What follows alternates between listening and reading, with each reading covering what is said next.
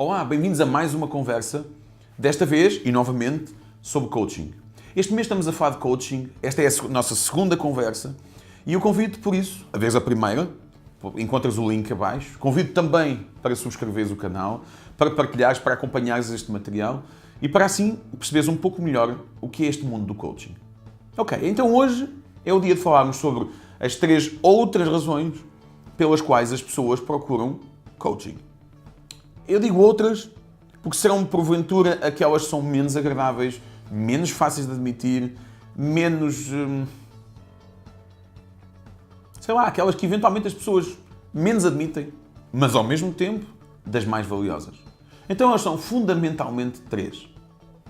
A primeira é ganhar consciência da realidade. A segunda é enfrentar medos. E a terceira é ser responsável e agir como tal. Ok, vamos então começar por uma ponta. Ganhar consciência da realidade. Muitos dos meus clientes chegam às minhas mãos com situações complexas para resolver. Desafios, problemas, dificuldades na empresa, na equipa, na sua vida pessoal. Tudo coisas que, se não forem aceites, eles não vão conseguir resolver. E por isso, mesmo sem terem total consciência disso, a maior parte deles vem à procura do quê? De ganhar consciência da realidade. De perceber exatamente o que é que está a acontecer. E como vocês podem imaginar, esse não é um processo necessariamente fácil. Okay? O trabalho de um coach como eu é ajudar-te a perceber exatamente qual é a tua realidade. É ajudar-te a olhar para os problemas de frente, para as dificuldades de frente, tendo uma noção muito clara do sítio onde estás, porque sem perceberes o sítio onde estás e aquilo que te prende, tu não vais conseguir arranjar uma solução. Exemplo muito simples. Se o meu carro variar e deitar fumo, e eu me limitar a pôr água e ele deixar de deitar fumo, daí a 100 km ele volta a deitar fumo, eu volto a pôr água e ele deixa de deitar fumo, daí a mais 100 km, vocês perceberam. Ao final de quanto tempo é que o carro passará a estar bom? Nunca. Nunca. A maior parte das pessoas tem dificuldade em olhar para o problema de frente. De frente. Porque quando olhamos para o problema de frente, conseguimos desligar as emoções e nos centramos naquilo que verdadeiramente é, a partir daí temos o poder de resolver. Por isso, quando as pessoas procuram um coach, quando muitas das pessoas que me procuram, me dizem que querem ajuda para criar um plano ou para ter uma perspectiva mais clara de como é que a equipa pode funcionar, o que elas não têm a noção, e essa é parte do meu trabalho, o que elas não têm a noção é de que aquilo que para elas é um problema, na maior parte das vezes não é sequer o problema, é só um sintoma. Exemplo muito simples.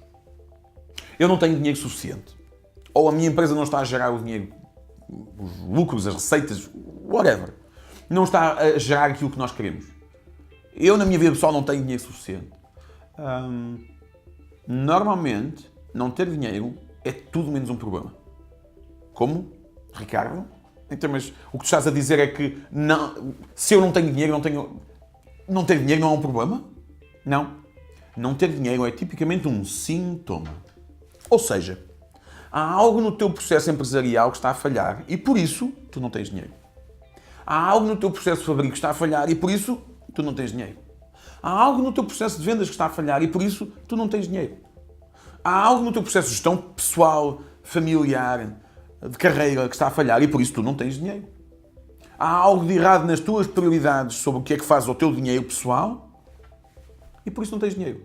Há algo nas prioridades da empresa quanto ao que se faz ao dinheiro que chega e à receita daquilo que fazemos e automaticamente o dinheiro volta a ser um sintoma e não um problema. O problema tipicamente está antes.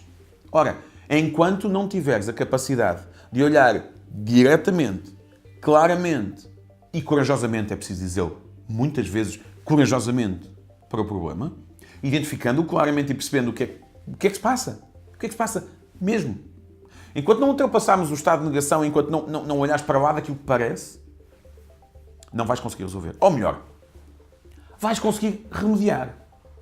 E muitas vezes o que acontece é que de remedeio em remedeio vamos remediando sempre. E o problema vai-se atenuando. Mas normalmente aquilo que está na base não é mudado. Exemplo muito simples. Tu tens uma equipa que está a produzir abaixo daquilo que tu desejavas. Ok?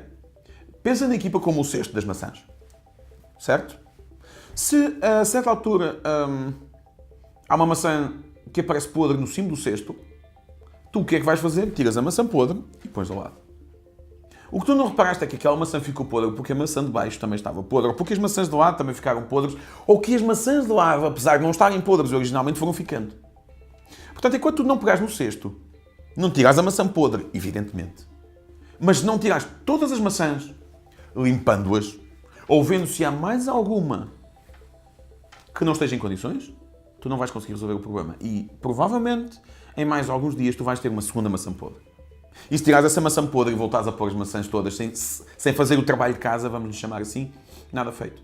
Portanto, o meu trabalho como coach é ajudar as pessoas a irem ao fundo, ao âmago, à essência do problema ou do desafio que têm em mãos. Só quando fazemos isto é que ficamos com a percepção clara do ponto onde estamos. E se não sabemos onde estamos, também não vamos a lado nenhum. Ok? Às vezes trabalho com empresários que me dizem: sei lá, o meu problema é o tempo de entrega. Eu não consigo entregar os meus produtos a tempo. Não, o tempo de entrega não é o problema. O tempo de entrega é o sintoma, certo, evidentemente. Então qual é o problema? Tem a ver com a embalagem? Tem a ver com a empresa que envia? Tem a ver com o tempo que passa entre o pedido e o shipment, portanto, e o envio? Tem a ver com a ineficiência na fábrica, a quantidade de referências que temos? Não sei. O que eu sei é que, tipicamente, se eu não conseguir entregar um produto a tempo, o problema não é não conseguir entregar um produto a tempo. É qualquer coisa antes que me impede de entregar o produto a tempo. Se eu mudar de transportadora e novamente mudar de transportadora e novamente mudar de transportadora e estiver sempre a mudar de transportadora, vou resolver o meu problema? Provavelmente não. Até posso atenuar. Voltamos ao mesmo. Vamos remediando. E por isso, apesar de não ter total consciência, a maior parte das pessoas que procura um coach vai ter alguém cuja missão é, antes de mais, ajudá-lo a ver as coisas como são verdadeiramente. Agora deixem-me fazer aqui um aviso. Não tem a ver com eu dizer-te qual é a realidade. On your face. Traz. Não. Não tem a ver com isso. Tem a ver com eu ajudar-te, a ti, a que tu desmontes o processo mental, o teu processo mental, até o ponto em que tu consegues ver facilmente a tua realidade. E este é um processo que tem uma grande diferença, por exemplo, para um consultor. Um consultor chega e diz: a realidade é esta. Está aqui. E muitas vezes isto eleva drasticamente o nosso nível de resistência. Porquê? Porque a última coisa que eu quero é que alguém me diga que eu estou errado. A última coisa que eu quero é que alguém me prove que eu estou errado. E eu quero, normalmente, que alguém me ajude. Esta ajuda normalmente vem sob a forma de eu vou-te ajudar a perceber o que é que se passa e eu perceber o que é que se passa, vamos calmamente chegar ao ponto em que isto está errado. Mas não sou eu que descubro, és tu. Portanto, coaching e o executive coaching em particular ajuda-te a ti, sejas CEO, chefia, chefe de equipa ou simplesmente a ti, pessoa, a olhar para os teus problemas e para as tuas limitações e para as tuas ineficiências como elas são, mas sem carregar na emoção, ajudando-te a ter uma visão muito mais clara do ponto onde estás. A segunda coisa que normalmente me perguntam é: Ricardo, mas o que é que vai acontecer a seguir? Bem, vamos ao segundo ponto. O segundo ponto é enfrentar medos. O trabalho de um coach como eu é ajudar-te a enfrentar os teus medos. Ajudar-te a baixar o nível de emoções à volta do medo. Ajudar-te a ficares num ponto de força, num ponto de coragem, num ponto de... Como é que eu digo isto sem ser uma linguagem técnica? Bom, podemos falar de linguagem técnica. Não é um estado desejado. Ou seja, tu ainda não estás lá, mas tu aqui estás com capacidade de passar daqui para aqui. Empowered, como dizem os ingleses. Ou seja, empoderado. É uma palavra estranha em português, mas faz todo sentido. O trabalho do coach é ajudar-te a enfrentar os teus medos. Ou seja, a ganhares a coragem necessária para passares para lá dos teus medos. Para enfrentares as tuas situações. E para conseguires resolvê-las. Uma das coisas que eu disse no vídeo anterior é exatamente isto. Tens alguém que te ajuda durante a viagem. Okay? Esta pessoa pode ser a pessoa que te ajuda, o coach, a enfrentar os teus medos. E ao contrário do que a maior parte das pessoas pensa, alguém que é corajoso não é alguém que não tem medos, é alguém que, tendo medos, consegue acalmar-se, encontrar uma solução e ultrapassá-los. Portanto, o segundo ponto, a segunda outra razão pela qual muitas pessoas procuram um coach tem exatamente a ver com ajudar a ultrapassar os medos. É claro que depois, quando entramos no mundo empresarial, muitas pessoas me dizem, mas eu não tenho medo. A expressão medo muitas vezes é sobrevalorizada, ou o que é que a expressão medo significa é também objeto de muita discórdia. Vou tentar explicar o que é que significa o medo aqui. O medo pode ser aquilo que me impede de tomar uma decisão difícil.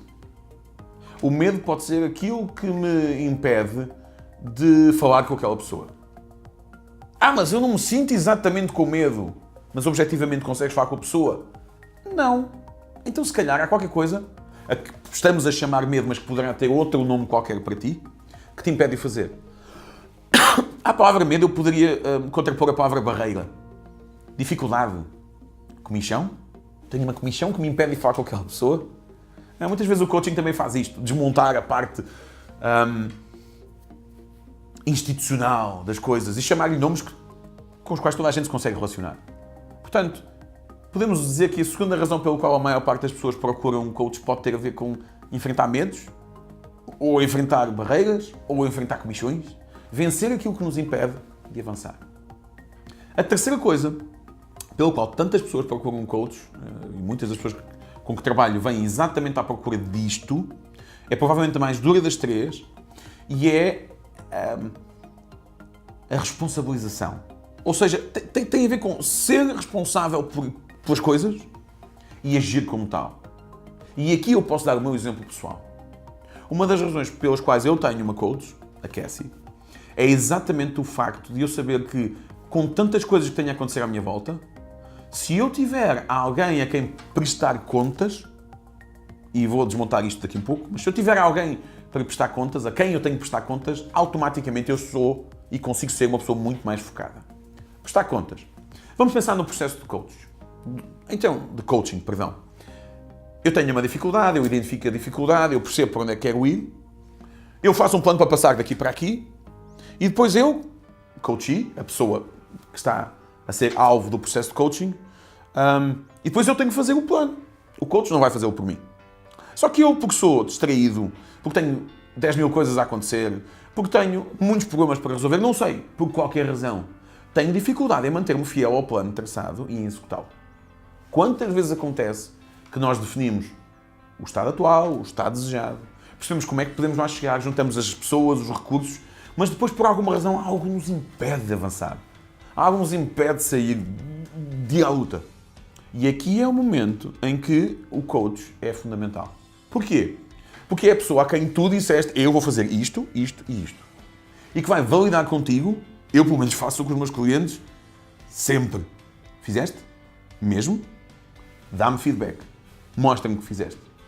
Para vocês perceberem, todos os dias de manhã, há um trabalho que eu faço com a Cassie, ou melhor, um trabalho que eu faço e que envio à Cassie, que tem a ver com as coisas pelas quais eu estou grato.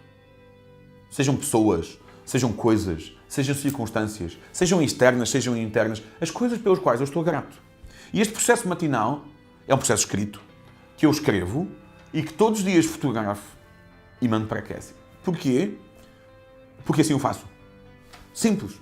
No dia em que eu não faço, 1 hora ou 2 depois, recebo uma mensagem a dizer: então, que se passa?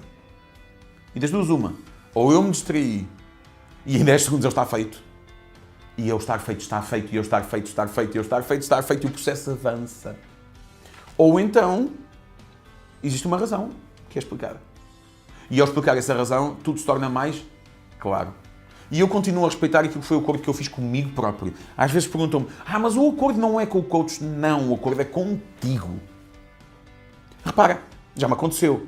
Eu tenho um cliente, ele compromete-se a fazer, ele nunca faz nada. Ao final da terceira sessão de coaching, nós chegámos à conclusão que não fazia sentido continuar. Caramba, não sou eu o coach que vai fazer, tem que ser ele. Se ele não faz, faz algum sentido continuarmos? Não.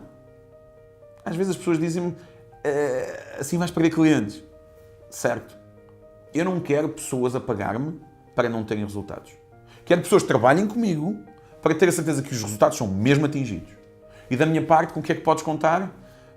Os ingleses usam a expressão ruthless support. Ou seja, em português sou muito mau, mas é quase como um apoio agressivo. É para fazer, ok, eu vou estar em cima de ti, eu vou verificar, eu vou perguntar, eu vou ter a certeza que fizeste. Porquê? Porque isso te vai ajudar a ti a fazer. Simples. Simples. A maior parte dos atletas tem pessoas que os ajudam nos treinos. Porquê? Porque se torna mais simples. Torna-se mais fácil.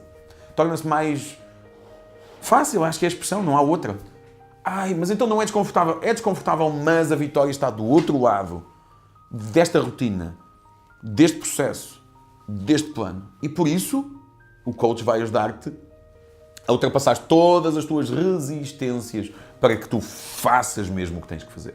Porque sem ação, tu podes imaginar o que queres, podes sonhar com o que queres, podes trabalhar muito para que na tua cabeça tudo fique claro, para que o plano seja perfeito. Se depois não executares, e aqui a palavra-chave é ação, se não executares, nada feito. Nada feito. Por isso, 3 coisas, 3 razões, as 3 outras razões pelas quais as pessoas procuram um coach. Vamos só recapitulá-las. Ganhar consciência da realidade, enfrentar medos e ser responsável e agir como tal. Estas 3 com as outras 3 serão, grosso modo, a generalidade das razões pelas quais alguém quer trabalhar com um coach. E por isso fica aqui fechado este episódio. Este episódio das razões pelas quais as pessoas querem trabalhar com pessoas como eu. Simples. Querem melhorar as suas vidas, querem fazer com que as suas empresas, os seus negócios, os seus processos avancem, com que as suas equipas fiquem mais fluidas e mais capazes, com que os resultados melhorem. E é assim que os ajudamos. Obrigado e até à próxima. Até já.